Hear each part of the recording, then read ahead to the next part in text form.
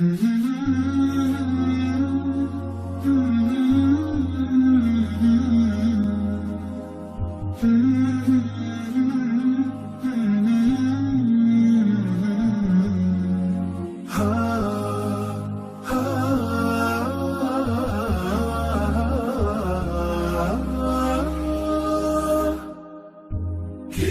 الله للأرواح نور تنال به السعادة والسرور إلى درب الهدى والخير يهدي وللجنات يوصل من يسير.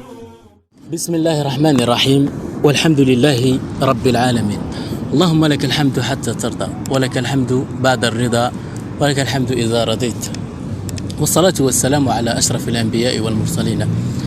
مشاهدينا الكرام أينما كنتم حياكم الله وأسعد الله أوقاتكم في هذه الجلسة الطيبة والتي هي بعنوان محاربة شهوات النفس، رفقة هذه الصحبة من الطلبة. إذن سنبدأ بأيوب، فليعرف لنا النفس، ما هي النفس وما هي شهوة النفس، فلتتفضل مشكورا. شكرا أخي عبد الصمد. بسم الله الرحمن الرحيم، والصلاة والسلام على سيدنا محمد خير خلق الله أجمعين. بداية أشكر أخي عبد الصمد على هذه الاستضافة، وأشكر إخواننا الطلبة على الحضور. نبدأ بموضوعنا وألا وهو موضوع شهوات النفس. هذا الموضوع مهم جدا، وهو موضوع حديث وقديم، يعني تناوله المحدثون والقدماء.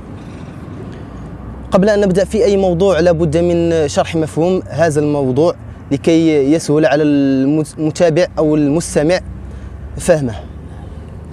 نعم. شهوة النفس. شهوة النفس مصطلح متكون من كلمتين. عندنا الشهوات والنفس. بداية بالشهوات، ما هو مفهوم الشهوات؟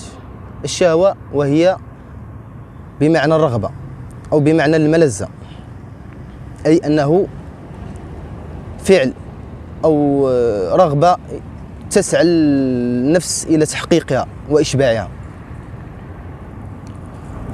يسألني بعض المستمعين، قد يسألني بعض المستمعين أن ما هي هذه الشهوة؟ أجيبهم أن الشهوة هي الأمر الذي يسعى الإنسان إلى تحقيقه ويلح على ذلك. وقد وردت الشهوة في القرآن الكريم في عدة مواضع، وقد وردت بصيغة المفرد وصيغة الجمع، وأيضا وردت بصيغة الماضي وصيغة المضارع، وكان ذلك حوالي 13 مرة في القرآن الكريم. هذا فيما يخص الشهوة بصفة عامة. ننتقل إلى موضوعنا الآخر وهو النفس. مفهوم النفس لغة وهي الروح، كما نقول فاضت روحه أي خرجت روحه. في الاصطلاح يقال أن النفس وهي النفس وهي الجوهر الحامل للحياة، أي الجوهر الذي به تستمر الحياة وبه يسير الإنسان. هذا في الاصطلاح. يقول الله تعالى: ونفس وما سواها فألهمها فجورها وتقواها. صدق الله العظيم. يعني ألهمها طريقين، طريق الشر وطريق الخير. فالنفس مخيرة بين الشر والخير، والإنسان هو الذي يحدد ذلك الطريق. نعم. إذن النفس هي أداة للخير أو أداة للشر، ويسيطر على ذلك الشهوة. إذن هناك ترابط بين الشهوة والنفس، فالشهوة هي التي تسير النفس إلى تحقيق إما الشر أو الخير، وبذلك يصل الإنسان إلى أعلى المراتب أو يكون في أسفل السافلين. هذا فيما يخص مفهوم الشهوة.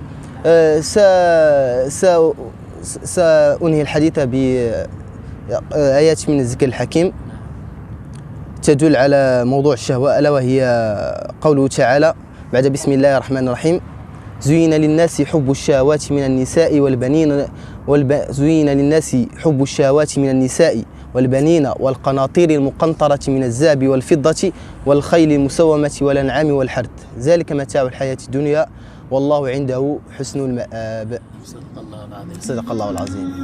فسننتقل لك الآن طالب.